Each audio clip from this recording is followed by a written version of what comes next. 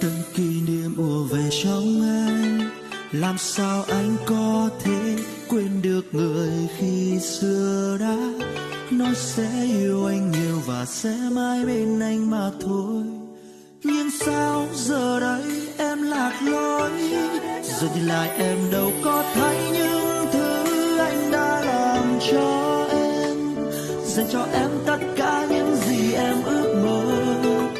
cố cho người những gì người cần, để bây giờ nói không cần anh. Vậy thôi em hãy bước đi, yêu thương nhau gì đâu mà chỉ toàn là niềm đau, yêu thương nhau gì đâu mà chỉ thấy dây vò nhau, cố che đi giọt nước mắt đắng làm trên mi, để nhìn em lạnh lùng bước đi.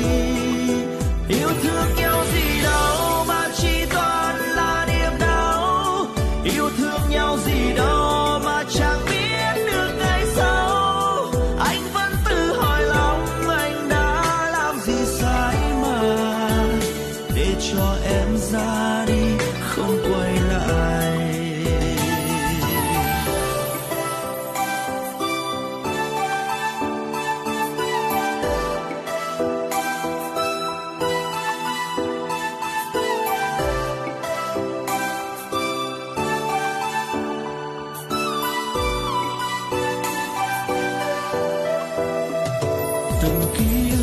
Từng kỷ niệm ùa về trong anh,